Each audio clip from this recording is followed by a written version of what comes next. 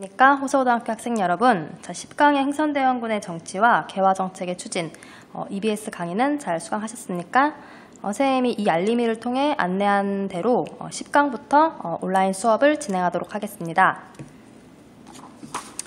자, 선생님이 항상 수업을 시작할 때 제일 먼저 하는 건 흐름을 잡는 거죠. 자, 오늘도 흐름을 잡으면서 오늘 할 내용을 확인해 보도록 하겠습니다. 자, 그러면 오늘의 흐름을 잡기 위해서는 우선 우리가 지난 시간에 배웠던 조선에 대한 설명부터 함께 하도록 하겠습니다. 자, 선생님이 조선은 크게 어떻게 나눌 수 있다고 했지? 그치? 조선은 크게 3개의 시기로 나눌 수 있다고 했죠? 자, 어떻게 나눴지? 그치? 전기, 중기, 후기 이렇게 나눌 수 있죠? 자, 나누는 기준점이 되는 사건은 뭐라고 했죠? 그쵸? 중기 때 일어난 양난이라고 했지. 자, 양난이 뭐였지? 그치? 호란과 외란을 합쳐서 우리는 양난이라고 하죠. 자, 조선 전기에 있던 가장 큰 사건은 그치? 사화라고 하죠. 자, 사화가 뭐야? 그치? 사림이 훈구에 의해 4차례에 걸쳐 화를 당한 사건이라고 하죠. 자, 4번에 걸쳐 사림이 훈구한테 화를 당했다. 자, 화를 당했던 사림들, 그쵸? 지방으로 쫓겨나거나 혹은 죽임을 당하거나, 지방에 내려갔던 사림들은 서원과 향약을 통해, 그치? 다시 세력을 키우기 시작하죠. 자, 서원과 향약을 통해 세력을 키웠던 사림들이, 그치? 다시 중앙 전계로 올라오는 시기는, 그쵸? 선조 때. 자, 선조 때 중앙 전계에 다시 진출하긴 하지만, 그치? 이때부터는 그들끼리 당을 형성했지. 자, 우리는 붕당이라고 불렀어. 자, 동인과 서인으로 나뉘었고, 그쵸? 동인이 다시 남인과 북인으로, 서인은 나중에 노론과 소론으로 나뉘게 된다. 자, 서인이 나뉘는 건 요 시기 때죠. 조선 후기. 그러니까 현종과 숙종 때, 그쵸? 그 시기 때 나뉘게 되지. 자, 중기 때 있던 사건은 양난이라고 했어. 자, 우리가 양난 이후에 배웠던 사건으로는, 그쵸? 통치체제의 정비에 대해서 배웠죠. 자, 통치체제의 정비와 관련된 내용은 우리 EBS 강의 8강에 나와 있죠. 자, 양난후를 통해서 나라가 굉장히 혼란해졌고, 그러한 혼란을 바로잡기 위해 통치체제를 정비하기 시작해. 자, 그래서 정치 부분에 있어서, 그리고 경제 부분에 있어서, 그리고 군사 부분에 있어서 통치체제를 바로잡은 부분도 있고 혹은 변화된 부분도 있죠. 자, 정치상에서는 변화상이라고 할 수 있지. 그쵸? 정치상에서는 양난 이후에 의정부와 육조의 기능은 약화되고, 그쵸? 이 시기 때 비변사의 기구는 세력이 강화되기 시작했다라고 우리가 배웠죠. 자, 경제상에 있어서는 수치 제도가, 그쵸? 모두 바뀌었는데, 대표적으로 우리가 배웠죠? 영정법, 그쵸? 균역법, 그리고 대동법으로 바뀐다. 자, 군사상에서는 중앙군과 지방군을 모두 개편했지. 자, 중앙군은 5군형 체제로 바뀌었고, 지방군은 양반부터 노비까지 모두 다 동원하는 소고군 체제로 바뀌었죠. 자, 그러면서 조선 후기로 넘어가지. 자, 조선 후기 하면은 가장 큰 사건이, 그쵸? 붕당의 폐해를 뽑을 수 있죠. 붕당의 폐해. 자, 우리가 방금 보았던 붕당, 그 붕당이 조선 후기가 되면, 그치? 그들 간의 싸움이 시작된다. 자, 우리가 저번에 붕당이라 해서 동인과 서인으로 나뉘었고, 자, 그랬던 북인은 나중에 사라지지. 북인과 뜻을 같이 했던 건, 그치? 광해군이었는데, 이 북인은 사라지고, 자, 남인 살아남았죠. 자, 그리고 서인 살아남았지. 그 남인과 서인이, 그쵸? 조선 후기에 오면은, 남인과 서인의 싸움이 시작되지. 가장 대표적인 싸움 하면은, 그쵸? 현종 때 일어나는 예송이 있고, 자, 몇 번에 걸쳐? 2번에 걸쳐. 숙종 때 일어나는 환국이 있다. 몇 번에 걸쳐? 3번에 걸쳐. 자, 그러면 이 시기 때 나라는 어땠을까? 그치? 굉장히 혼란했겠지. 자, 이러한 혼란을 바로잡기 위해 그 다음에 등장하는 영조는, 그쵸? 탕평책을 실시하게 돼. 자, 영조 때 탕평책을 실시했고, 그 다음에 이은 정조 때에도 탕평책을 실시하게 돼요. 자, 탕평칙을 실시함으로써 왕권이 강화되었어. 정조 시기 때 왕권도 강화되고 나라의 틀도 좀 잡히기 시작하고. 자, 그런데 문제는 정조 사후 나라가 다시 혼란해지기 시작해. 자, 정조 사후에 권력을 잡았던 왕위에 올랐던 순조 다음에 헌종 다음에 철종 때에 걸쳐서 왕의 세력은 약화되고 오히려 왕 근처에 있던 외척 세력들이 득세하는 시기가 등장해. 자, 그러한 시기를 우리는 세도 정치라고 불러요. 자, 세도 정치라고 하면 3대에 걸쳐 60년 동안 자, 누구누구 있었다고 했지? 순조, 헌종, 철종 때에 걸쳐 60년 동안 외척 가문이 권력을 잡았던 현상, 그러한 시기를 부르는 이름이죠.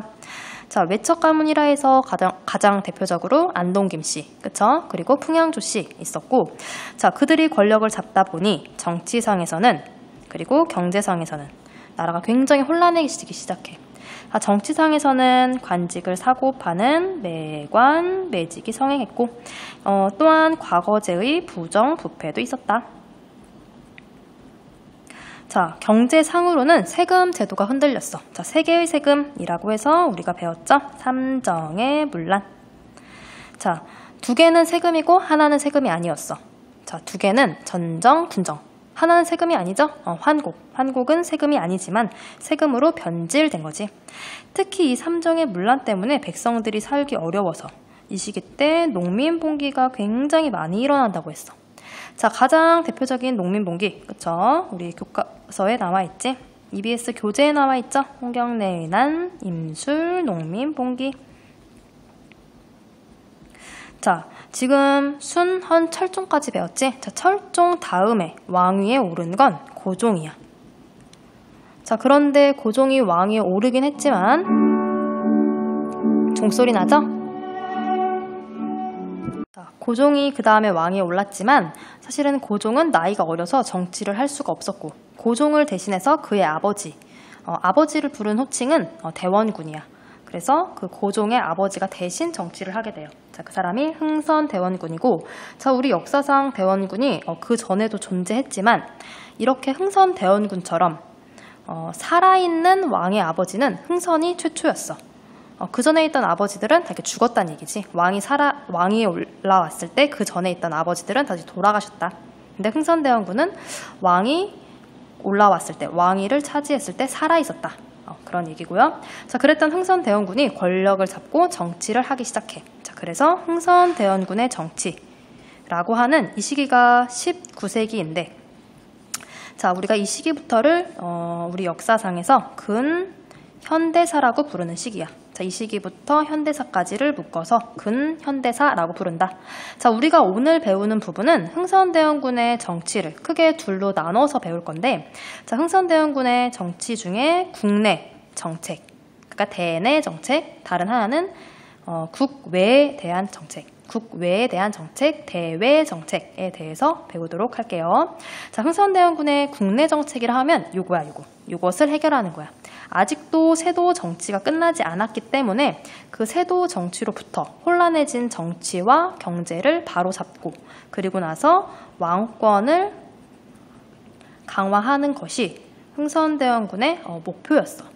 자, 국외에 대해서는 19세기는 서양사에서 제국주의 시기라고 부르는 시기야. 제국주의가 뭐지? 그치? 다른 말로 표현하면 약육강식이라고도 표현하죠. 강한 나라가 약한 나라를 잡아먹는 시기. 다시 말하면 식민지를 삼는 시기. 그쵸? 그들의 식량을 팔아먹을, 그쵸? 지역을 쟁탈하는 시기라고 하지. 자, 그러한 시기 때 서양 세력이 조선에까지 넘어오기 시작해. 자, 그럴 때 흥선대원군은 나라의 문을 굳건히 닫아버렸어. 자, 나라의 문을 굳건히 닫았다. 닫을 쇠, 나라국, 쇠국 정치라고 얘기를 해요. 혹은 통상수교 거부 정책이라고도 우리가 EBS 교재에서 배웠죠. 자, 그래서 흥선대원군의 국내 정책, 국외 정책을 중심으로 오늘 보긴 할 건데, 자, 선생님이 여기에서만 끝나는 게 아니라, 자, 그러면 근현대사에서는 어떤 내용들이 있을지 선생님이 사건을 좀 나열해 주도록 할게요. 자, 우리가 오늘 배울 내용은 흥선대원군의 정치인데, 흥선대원군의 정치는 약 1860년부터 1870년대까지 약 10년 동안만 흥선대원군의 정치가 있었고, 자, 1870년대 흥선대원군은 나중에 하야하게 돼. 그러니까 물러나게 돼. 그리고 나서 고종이 집권하게 돼요. 고종의 친정이라고 얘기를 해. 자, 그 이후부터의 역사를 보면 1876년에 우리나라도 결국 일본에 의해 나라의 항구가 열리게 돼. 자, 강화도 조약을 맺게 되고, 자, 1880년대부터는 고종과 그의 부인이었던 명성 황후에 의해 개화 정책을 추진하게 돼. 개화 정책이란 서양화한다는 거야. 서양의 기술을 도입한다. 그래서 개화 정책을 추진하게 되고, 1882년에는 이 개화 정책을 추진하는 과정 속에서 소외되었던 구식 군인들이 이모년의 이모군란이라는 걸 일으키게 돼요. 자, 그리고 2년 뒤 1884년에는 갑신정변이 일어나게 되는데, 갑신정변은 개화 정책을 추진하는 개화파 중에 하나였던 급진파가 일으켰던 하나의 정변이야.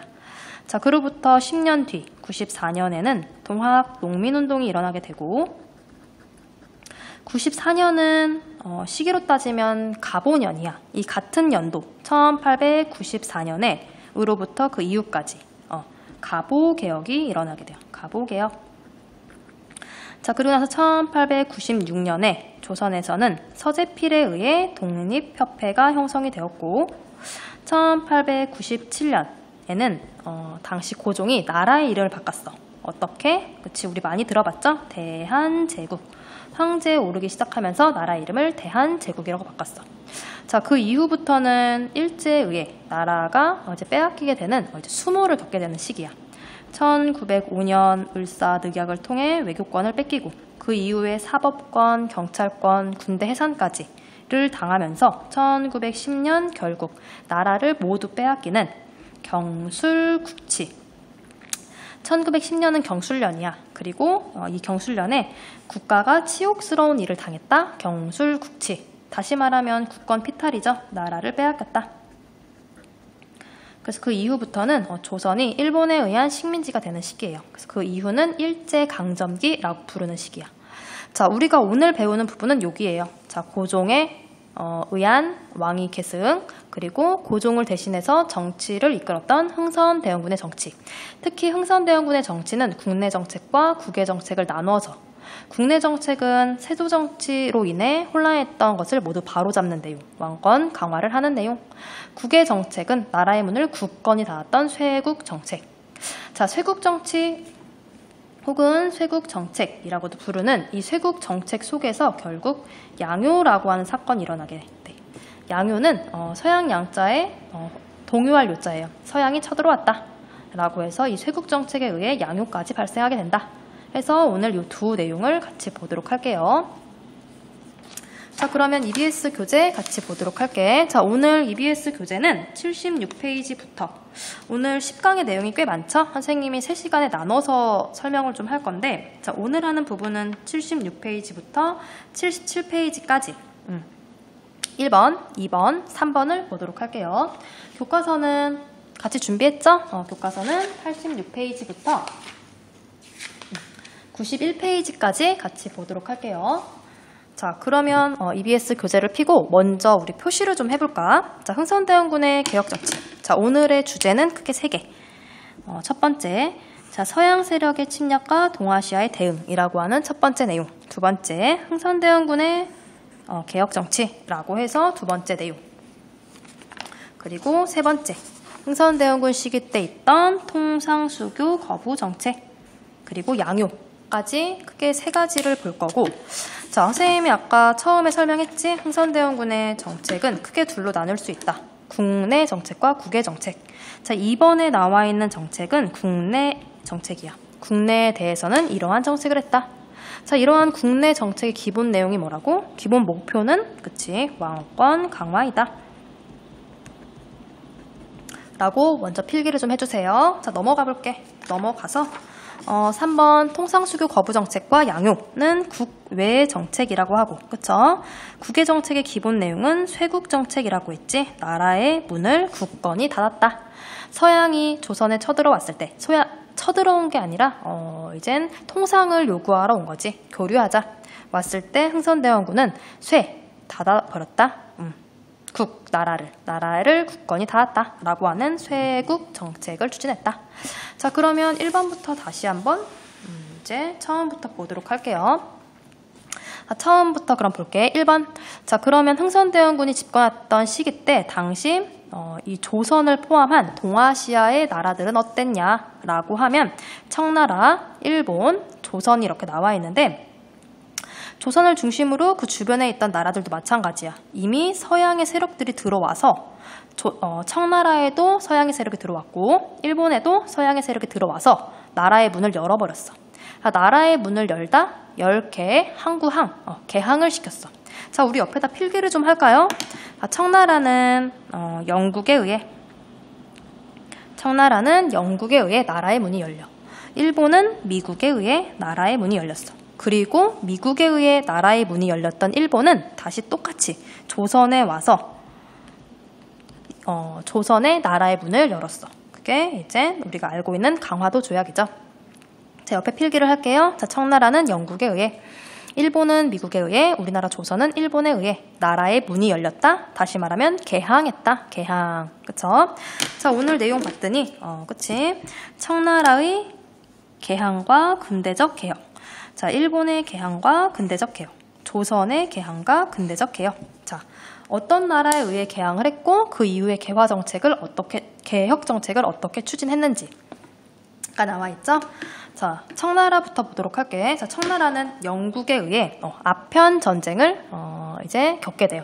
두 차례에 걸쳐 아편 전쟁을 겪어. 1차 아편 전쟁, 2차 아편 전쟁에 대해서는 그렇게 자세하게 설명하진 않을게요. 자, 어쨌든 이 아편 전쟁이 일어났을 때 결국 영국에 패배했고, 자, 1차 아편 전쟁 시기 때 난징 조약을 통해, 난징은 지역 이름이지, 그 지역에서 조약을 체결해. 이때 청나라의 항구가 열렸어. 개항을 하게 된 거야.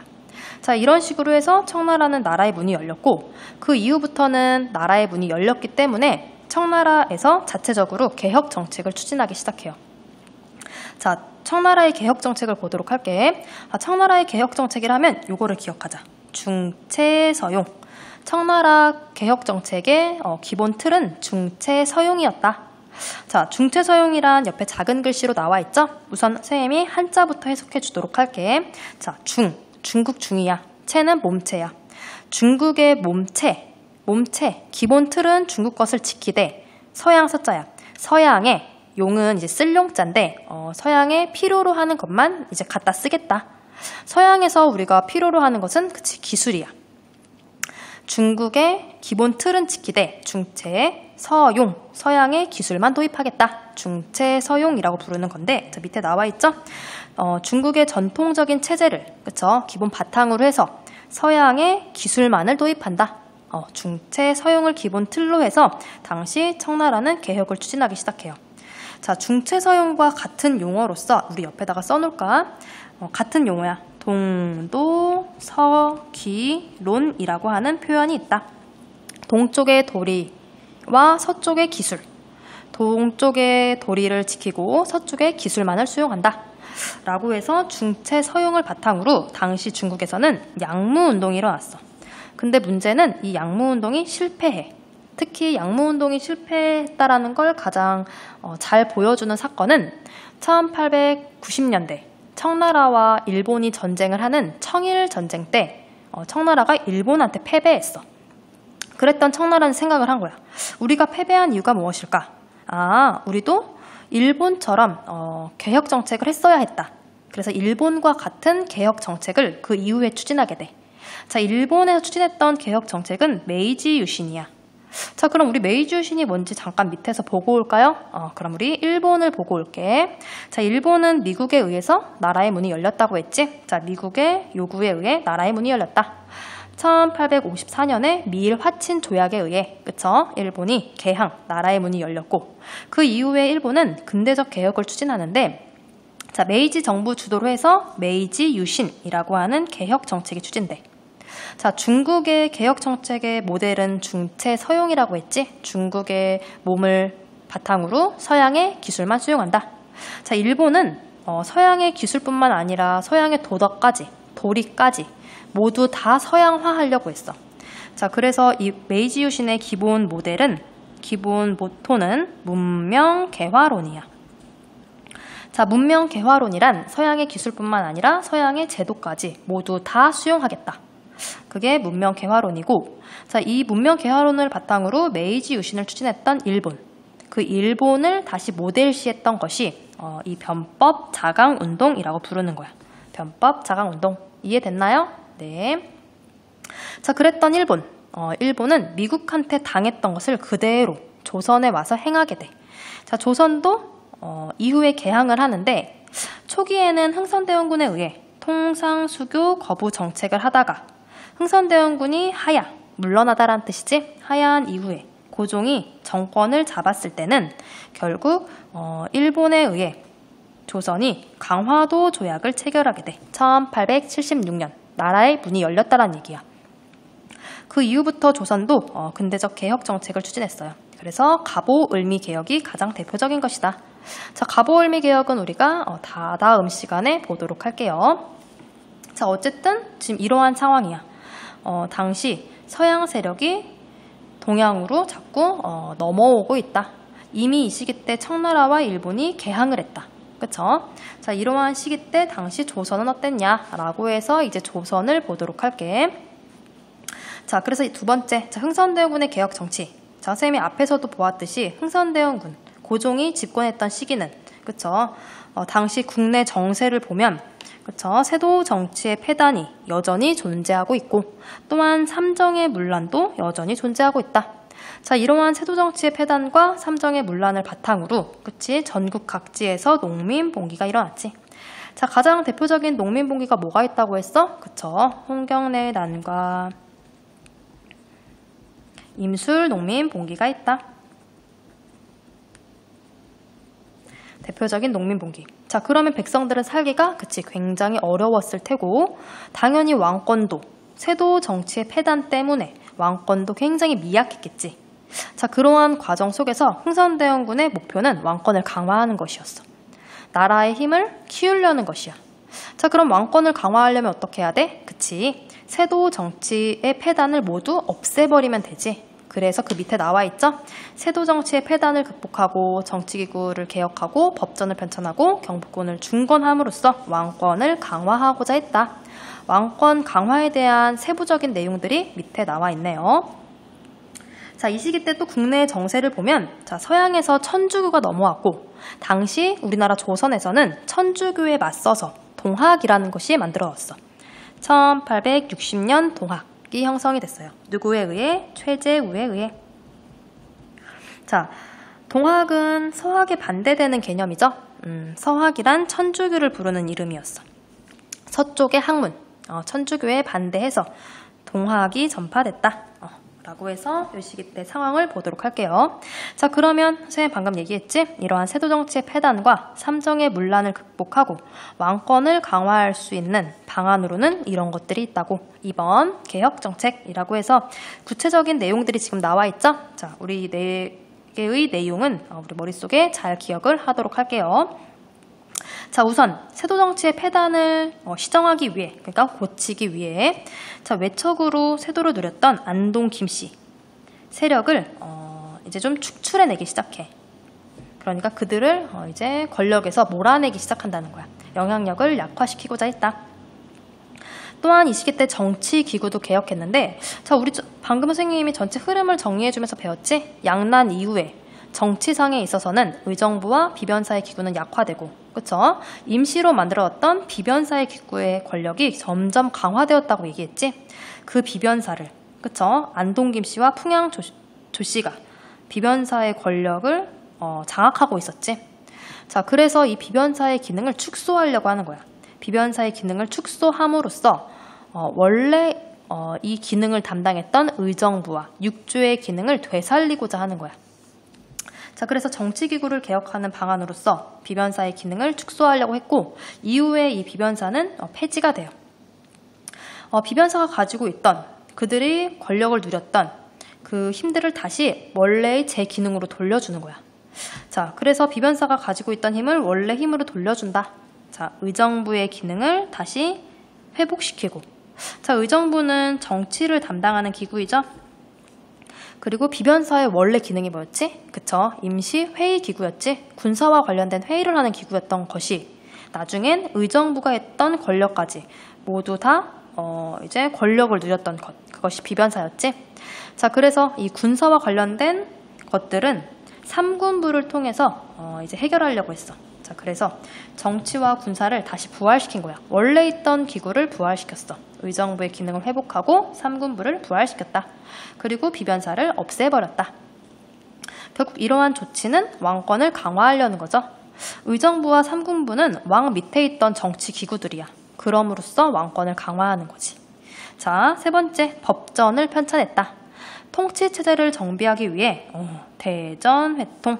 선생님이 저번에 수업 시간에도 얘기했지. 대전이 붙었다라고 하는 것은 그치, 경국대전, 그 대전과 같은 뜻이다. 그러니 이것은 법전이다. 그쵸? 대전회통이 이때 만들어졌는데 우리 저번 시간에 배웠어. 정조 때 만들어진 법전도 있죠. 정조 때 만들어진 건 뭐였지? 그치, 대전통편이었지. 정조 때 만들어진 대전통편을 다시 업그레이드한 거야. 그것이 대전회통이다. 또한 6조, 의정부 밑에 6조 있죠? 그 6조의 업무와 관련해서는 육전조례를 편찬했다. 대전회통, 육전조례. 또 잘 기억하도록 할게요. 자, 그리고 또 하나, 왕권을 강화하기 위한 또 하나의 방안으로서 경복궁을 중건했어. 중건, 다시 만들었다는 뜻이지. 왜 다시 만들었을까? 그쵸, 경복궁이 불탔기 때문이지. 언제 불탔어? 그쵸, 외란 때 경복궁이 불탔어. 선생님이 외란하면 설명했지. 경복궁은 누가 불태웠다고? 그쵸, 조선의 백성들이 화가 나서 불태웠다고 했죠. 자, 그랬던 경복궁, 우리나라 제1대궁이었던 왕이 살고 있던 그 경복궁을 다시 중건한 거야. 자, 그러면 경복궁을 중건하려면 어떤 것들이 필요했을까? 그치, 우선 노동력이 필요했을 때고, 또 그치, 돈이 필요해. 자, 결국에는 이 경복궁을 중건하기 위해 백성들의 노동력을 징발하기도 했고, 또한 돈이 필요했기 때문에 일당 100의 가치를 가지는 당백전이라고 하는 화폐를 발행하기도 해. 또한 백성들한테 기부금 형식으로 원납전을 이젠 받아들이기도, 징수하기도 했어. 자, 그러한 과정을 통해 경복궁을 중건하게 돼요. 자, 경복궁을 중건하는 목적 나와 있죠? 왕실의 위엄을 회복하고자 한다. 다시 말하면 왕권을 강화하겠다. 자, 과정을 볼게. 선생님이 경복궁을 중건하려면 그치, 많은 돈과 많은 노동력이 필요했다고 했지. 자, 공사비를 마련하기 위해 기부금 형태인 원납전, 자, 이런 뜻을 가지고 있어. 원에서 납부하는 돈. 자, 그런데 원에서 납부하는 돈인데 어떻게 징수했다고? 강제로. 그래서 할당을 해준 거야. 너는 얼마, 너는 얼마, 이런 식으로 할당을 해줘서 원에서 납부한 돈이 아니지. 그냥 이제 강제로 징수하는 돈이 돼버린 거지. 자, 원납전을 징수했고, 또한 고액 화폐인 당백전을 발행해. 당백전, 일당 100의 가치를 지닌 돈이란 뜻이야. 자, 우리 저번 시간에 배웠죠? 조선 숙종 때 만들어진 조선시대 화폐가 있지. 그치, 상평통보이지. 그 상평통보의 100배의 가치를 가지는 돈이야. 당백전. 당연히 이 100배의 가치를 가지는 당백전이 발행되면, 그치, 물가는 상승할 테고, 그쵸? 그럼 나라는 굉장히 혼란해질 거야. 자, 옆에 작은 글씨 당백전 나와 있죠? 자, 흥선대원군이 경복궁 중건 비용을 마련하기 위해 발행한 것으로, 자, 밑줄, 상평통보의 100의 가치를 가지고 있다. 고액 화폐이다. 당백전을 발행했다. 또한 백성의 노동력을 동원했고, 또한 경복궁을 지으려면 그치, 나무가 필요해. 근데 나무도 아무나 쓸 수 없어서 좋은 나무. 좋은 나무는 어디에 가면 있냐고? 그치, 양반들의 땅, 특히 양반들의 묘에 가면은 좋은 나무들이 있어. 그래서 양반들의 묘지림에서 벌목을 해오기 시작해. 묘지림은 양반의 묘라는 뜻이야. 자, 그럼으로써 결국엔 백성들한테도 불만을 샀고, 양반들의 묘지림에서 나무를 벌목해 가니까 양반들도 불만을 굉장히 많이 표현했어. 그러니까 불만이 많았지. 양반도 불만이 많았고 백성들도 불만이 많았다. 자, 결과적으로 당백전 남발로 물가가 폭등하는, 또한 과중한 노동력 동원으로 민심이 악화되는 당시에 이러한 상황이 일어났다. 심지어 양반들도 화가 났다고 했죠. 뭐 때문에? 묘지림을 벌목했기 때문에. 자, 양반 그리고 백성 모두에게 반발을 초래했다. 경북궁 중건이다. 자, 경북궁 중건과 관련된 사료를 같이 보도록 할게요. 자, 자료 플러스에 나와 있지? 자, 경북궁 중건. 우리 사료 같이 한번 볼게. 대원군이 경북궁 중건에 큰일을 맡게 되었다. 자, 경북궁 중건에 들어갈 비용과 백성의 노역에 대한 절차를 의논하였는데 백성의 노역 문제는 신중을 기하고 선비와 서민층은 서울과 지방을 막론하고 자진 납부하는 자는 상을 주기로 하고 이 뜻을 팔도에 통달케 하였다. 이미 서울은 동그라미 원납전은 약 20만이 되었다. 자, 자진 납부하는 돈이라고 했지? 그래서 원납전, 원에서 납부하는 돈이지만 하지만 강제 징수하죠? 자, 그래서 밑에 볼게요. 자, 대원군은 왕실의 위험을 세운다는 명목으로 임진왜란 때 불타버린 경북궁을 준 것. 자, 그 비용을 마련하기 위해 원납전을 징수하고 당백전을 발행했다. 라고 해서 이 내용 같이 보도록 할게요. 우리 사료도 한번 보도록 할까? 자, 교과서 89페이지. 자, 흥선대원군의 개혁정치라고 해서 우리 사료 나와 있지? 우선 사료를 보기 전에 88페이지에 있는 당백전 사진 한번 볼까요? 자, 당백전이죠?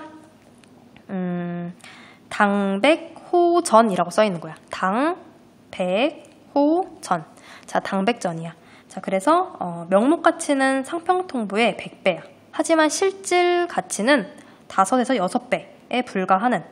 하지만 물가가 폭등하는 원인이 되었다. 이 실질 가치라고 나와 있죠? 법정 가치는 100배인데 실질적인 가치는 5에서 혹은 6배밖에 되지 않는다는 말은 실질 가치를 따지는 기준은 이 동전을 만들 때 얼만큼의 은이 들어갔냐는 거야. 근데 사실은 100배만큼의 금은이 들어가진 않았어. 그러니까 여기에 들어가는 주조량 있죠? 주조량이 100배만큼 들어가진 않았어. 실질적으로는 5배에서 6배밖에 들어가지 않았지만 그 주조량은 근데 법적으로는 얘를 100배 가치를 지닌 돈으로 만들어버린 거야. 자, 그러한 현상 때문에 물가가 폭등했다. 자, 89페이지에 있는 사료도 보도록 할게요. 자, 흥선대원군의 개혁정치라고 나와 있지? 경북궁 타령이라고 하는 굉장히 유명한 노래야.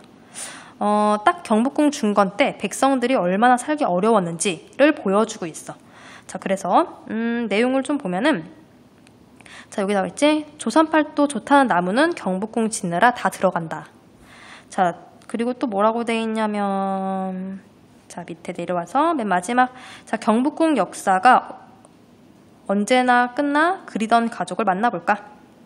그래서 경북궁 중건이 언제 끝나서 내가 가족을 만날 수 있을까라고 하는 노동력 징발, 백성들의 노동력을 징발했다라는 내용에 대한 거지. 자, 윗부분은 조선팔도 좋은 나무 경북궁 짓느라 다 들어간다. 양반의 묘지림을 벌목했다라는 내용이 들어가 있어. 자, 그러면 우리가 이거를 같이 풀어볼 수 있죠? 자료 1번. 정책을 반대하는 신분층. 자, 누가 반대했을까? 그치, 양반도 반대했을 거고 그리고 백성들도 반대했을 거고. 그쵸?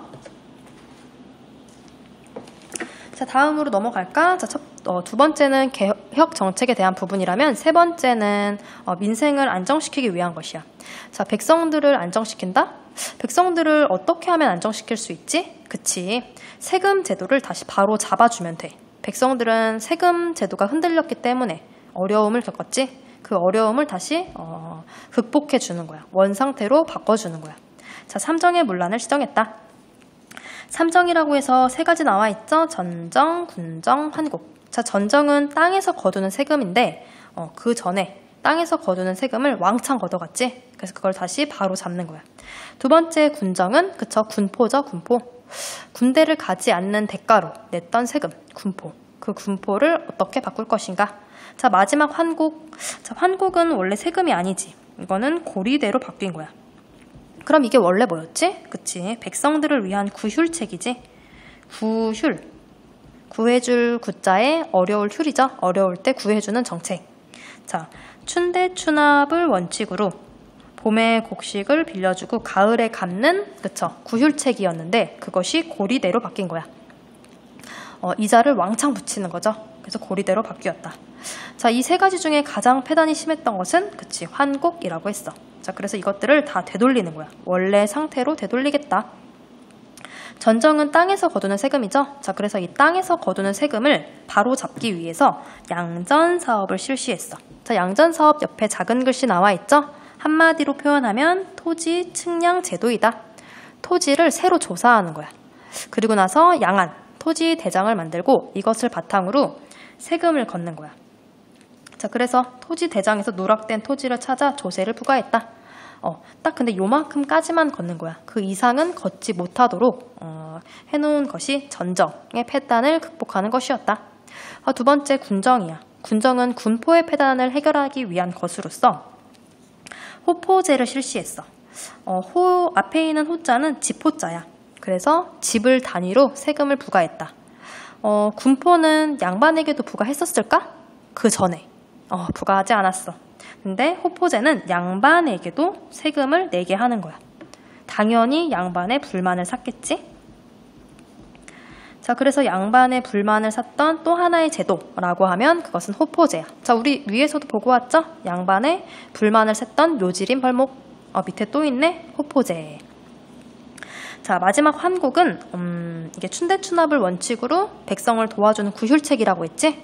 자, 그런데 이것을 당시 조선에 있던 탐관 오리들이 이것을 운영했기 때문에 그 안에서 고리대 형식으로 바뀐 거지. 그래서 이제부터는 마을 단위로 자치적으로 그들이 이 환국을 운영할 수 있도록 사창제를 실시해 주었어. 탐관 오리들이 운영하는 것이 아니라 마을에서 자기네끼리 자치적으로 운영할 수 있게끔 바꿔준 거야. 사창제. 자, 그래서 기억할게요. 군정은 호포제로, 환국은 사창제로 바뀌었다. 전정은 양전 사업을 실시했다. 라고 해서 이렇게 기억을 좀 해주시면 될 것 같아요. 두 번째, 또한 백성들을 안정시킬 수 있는 또 하나의 정책은 서원을 철폐하는 거야. 자, 서원 철폐 보도록 할게. 서원이 뭐지? 그치, 붕당의 근거지이죠. 자, 서원 뭐 하는 곳이었어? 그치, 선현한테 제사를 지내거나 혹은 교육을 담당하는 곳이었지. 근데 그들이 가지고 있는 특권이 있었지. 어떤 특권? 그치, 면세의 특권. 세금을 면한다. 세금을 내지 않는다. 그래서 국가의 재정이 파탄났어. 그들이 면세의 특권을 누렸기 때문에 국가의 재정은 악화됐고, 또 하나는 그들이 선녀에 대한 제사를 지낸다는 명목으로 백성들을 수탈하기 시작했어. 자, 이러한 폐단을 가지고 있던 서원을 당시 흥선대원군은 없애버리기 시작해.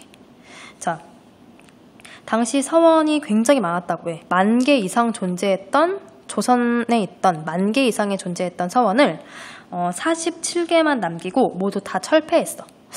우리 그 전에도 배웠죠? 영조 시기 때에도 서원을 철폐하려고 했지? 맞아. 그랬던 것을 이 흥선대원군 시기 때 본격적으로 철폐하기 시작하는 거야.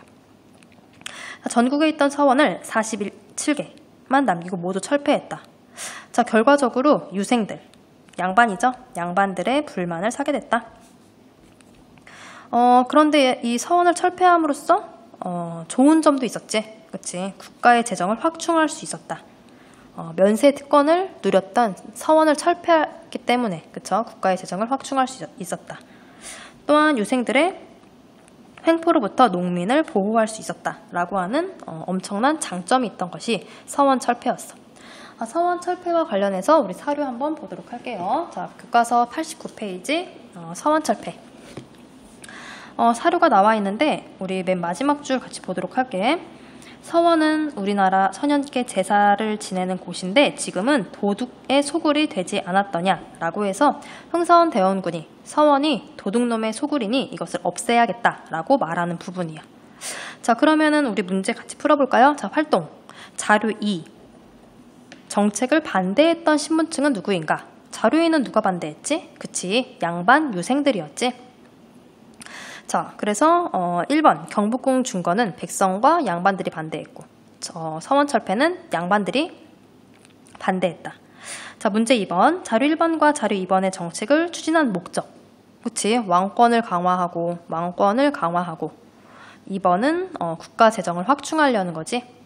1번은 왕권 강화, 2번은 국가 재정 확충.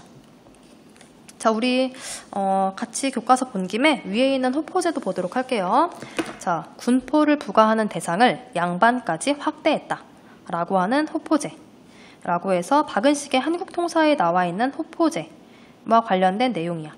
자, 대원군이 의연히 단행하여 군포를 혁파하고 호포를 징수하여 귀천 없이 국세를 고르게 부담하니 쌓인 패단이 한꺼번에 정리되었다라고 하는 이 부분 같이 보면 되고, 자, 그 밑에 호포제 실시로 나타난 군포 부담층의 변화.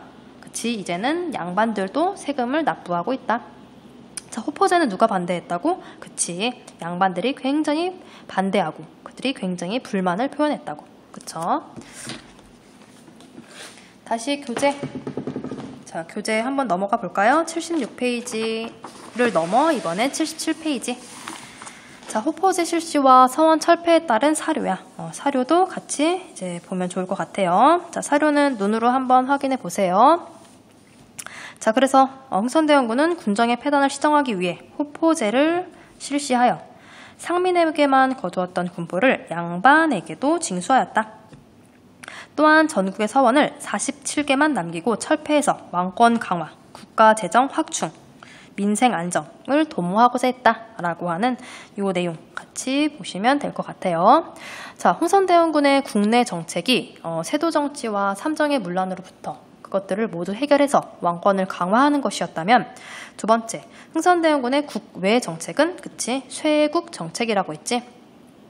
서양 세력이 조선의 통상을 요구해 올 때 조선은 서양을 막아내고 나라의 문을 국권이 닫았다. 그래서 다들 쇄국 정책을 추진했어.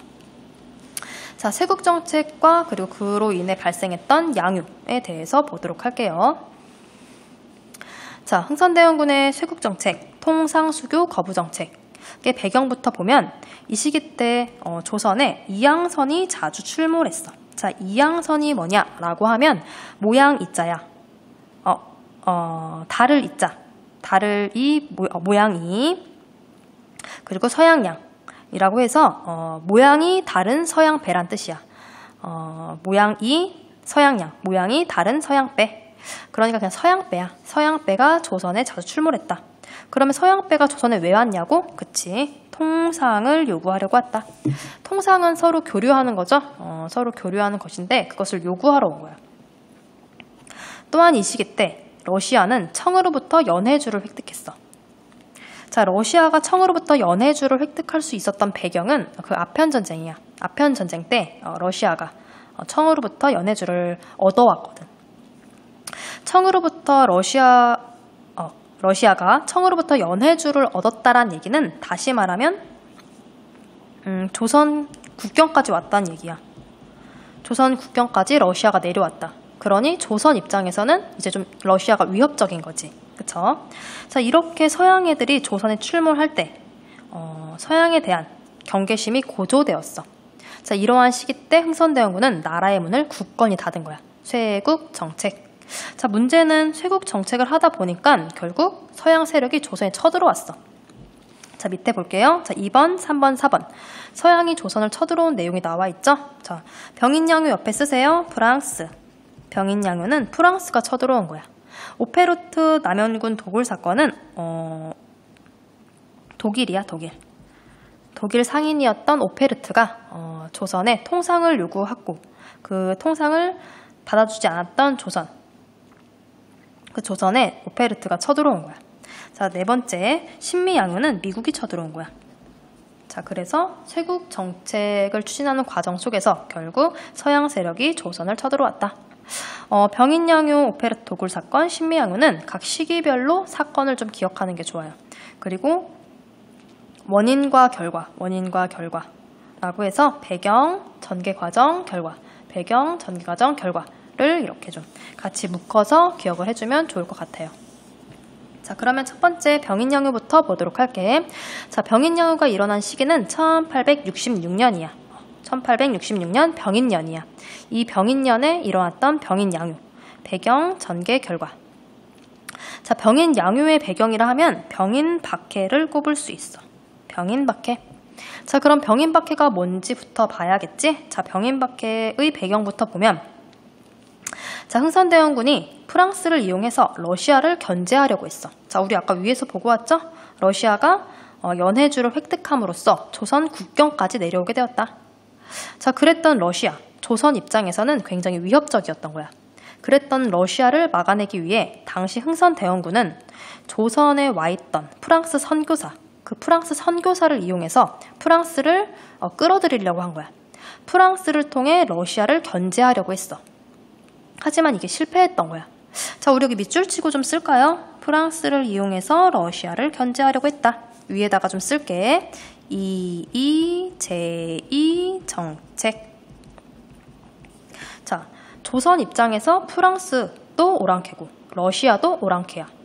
자, 프랑스라고 하는 오랑캐를 이용해서 러시아라고 하는 오랑캐를 무찔러내겠다를 한자로 표현하면 이 정책이라고 해요. 앞에 있는 이는 써 이자야. 뭐뭐로써 라고 표현하는 거고, 자, 뒤에 있는 이자, 그 뒤에 있는 이자. 오랑캐야. 오랑캐로서 오랑캐를 제압한다. 제2 정책. 자, 그런데 이 정책이 실패했다고 했지? 결과적으로 흥선대원군은 프랑스에 대한 반감이 커진 거야. 자, 그러한 가운데 프랑스가 가지고 왔던, 그 선교사들이 가지고 왔던 천주교를 금지시키기 시작해. 그러더니 결국 조선 내에 있던 프랑스 선교사들을 포함해서 당시 수많은 천주교들을 탄압하는 병인박해가 일어났어. 자, 위에 가면 병인박해 작은 글씨로 있죠? 자, 흥선대원군이 천주교를 탄압하여 프랑스 선교사들과 수많은 천주교도를 체포해서 처형한 사건이다. 병인박해. 자, 결과적으로 프랑스를 끌어들이는 것이 실패하자 결국 프랑스를 포함했던 선교사를 포함했던 천주교들을 처형하는 병인박해가 일어났다. 자, 이 병인박해를 구실로 결국 프랑스가 쳐들어왔어. 전개 과정 볼게요. 자, 프랑스 함대가 조선에 침입해 왔는데 어디에 왔냐고? 그치, 강화도에 왔어. 왜 하필이면 강화도에 왔을까? 강화도에 왔던 이유는 그치, 조선 수도였던 한성으로 들어갈 수 있는 가장 가까웠던 바다였던 거야. 강화도. 자, 우리 밑에서 볼 신미양요도 미국이 강화도로 쳐들어왔고, 또한 일본이 조선을 개항시켰던 강화도 조약도, 그치? 그곳이 강화도였어. 그러니 강화도는 역사적으로 굉장히 많은 사건들이 있던 지역이죠. 자, 강화도를 침입했을 때 당시 조선에서는 한성근이 문수산성에서, 그리고 양원수가 정족산성에서 프랑스군을 격퇴해냈어. 자, 우리 지도를 통해 확인할까요? 지도를 보면, 그치, 여기 나와 있지? 문수산성에서 한성근 부대가, 그쵸? 또한 정족산성에서 양원수 부대가 프랑스군을 격퇴했다. 자, 그랬던 프랑스군이 격퇴하는 과정 속에서 당시 강화도에 있던 외교장각, 도서와 각종 문화재를 약탈해 갔어. 외교장각. 자, 외교장각이 뭔지 옆에 작은 글씨 나와 있죠? 한자인데 규장각의 외, 바깥이란 뜻이야. 우리 규장각은 누가 만들었지? 그치, 정조가 만들었지? 정조가 만든 그 규장각의 부속이란 뜻이야. 외교장각. 자, 정조가 전쟁 등 비상사태에 대비해서 강화도에 만든 규장각의 부속 도서관이다. 그 도서관에 있던 의궤를 가져갔어. 누가? 프랑스군이. 자, 그럼 이 의궤는 지금 어디에 있을까? 다행히 이 의궤는 지금은 조선이 아니라 한국이죠. 다행히 한국에 들어와 있어. 자, 우리 교과서를 통해서 의궤를 좀 보도록 할까요? 자, 교과서 91페이지 보이나요? 자, 외국에 약탈되었던 문화재 어떻게 해야 할까? 라고 해서 여기 있죠? 외교장각 도서 중 하나인 의궤야, 의궤. 의궤가 뭐냐면 당시 조선에서 있던 행사와 관련된 내용들을 적어놓은 이제 문서인 거야. 그게 의궤라고 해.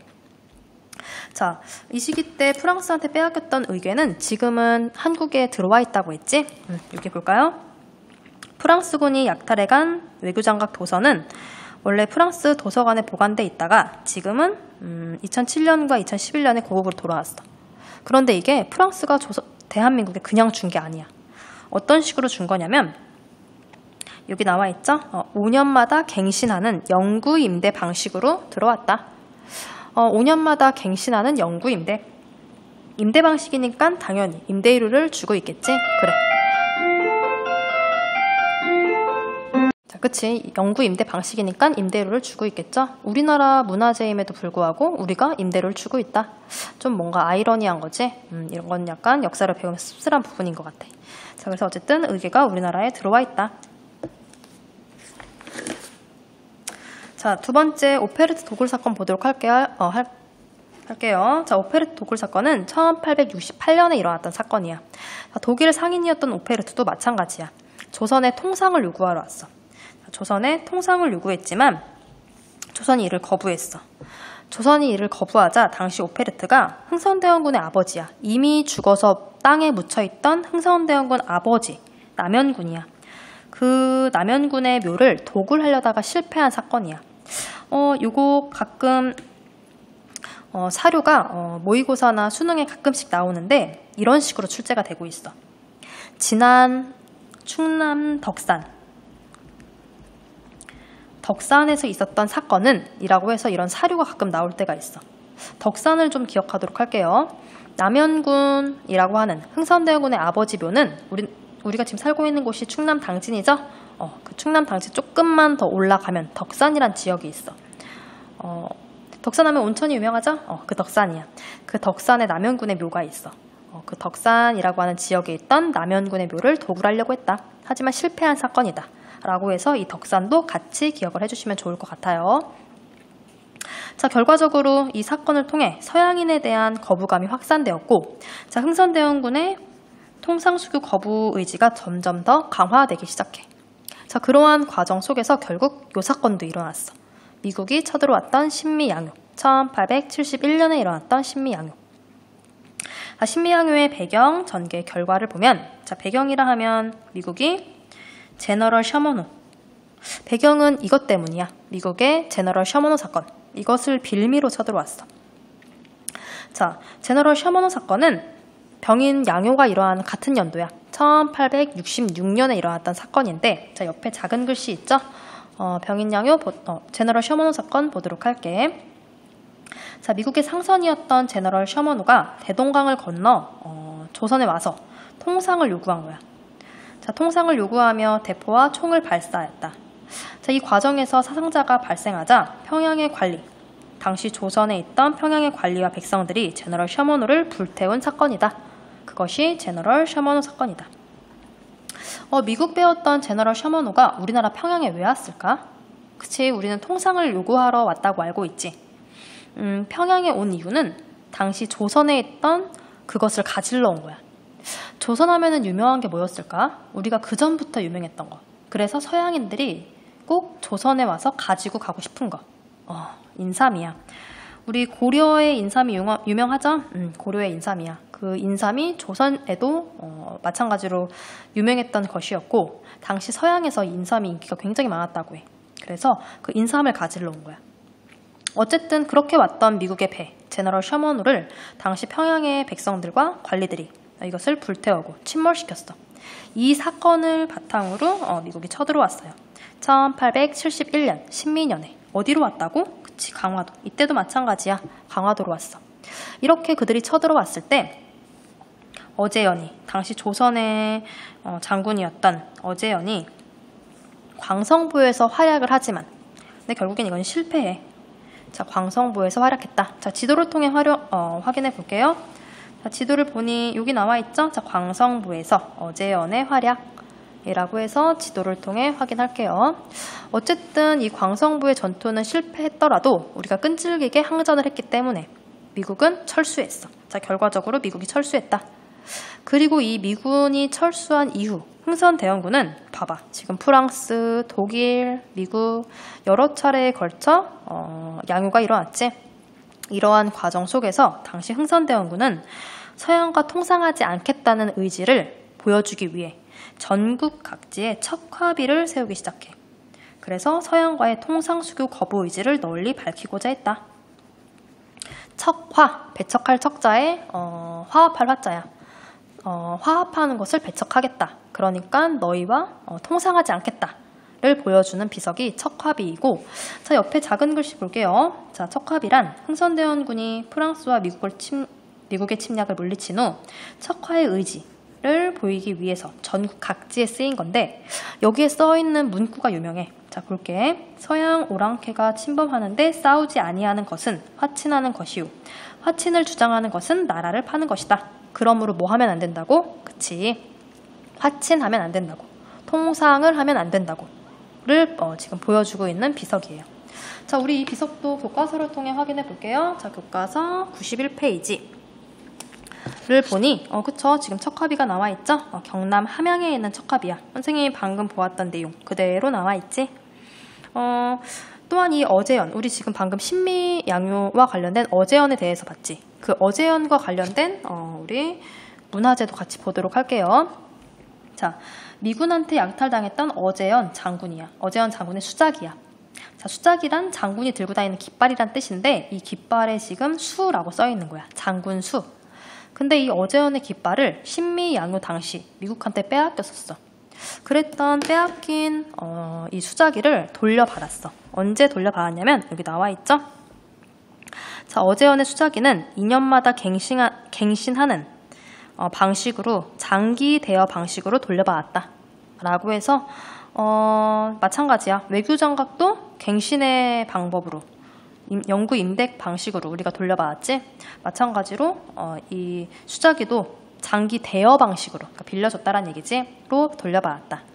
참 이것들을 보면 마찬가지야. 아이러니한 것이다 라는 걸 좀 볼 수 있죠. 우리 같이 본 김에 교과서 나머지 내용도 같이 보도록 할까요? 자, 교과서를 보니 자, 양원추의 활약 나와 있고, 자, 선생님 방금 우리가 보았던 이 사건들의 시기가 나와 있지. 시기를 선생님이 잘 기억하라고 했죠. 병인박해, 제너럴 셔먼호 사건, 병인양요는 모두 1866년에 일어났던 사건이고, 1868년에는 오페르트 도굴 사건, 그쵸? 그리고 71년에는 신미양요를 끝으로 해서 척화비 건립까지 이렇게 사료를 이제 도표를 통해서 연도를 좀 확인해 보세요. 자, 그 밑에 우리가 같이 보았던 지도 다시 한번 나와 있으니까 지도도 한번 확인해 보시면 좋을 것 같아요. 자, 그래서 오늘의 내용은 이렇게 보았고, 자, 오늘 배웠던 흥선대원군의 쇄국정책 어떻게 생각하니? 여러분은 어떻게 생각하나요?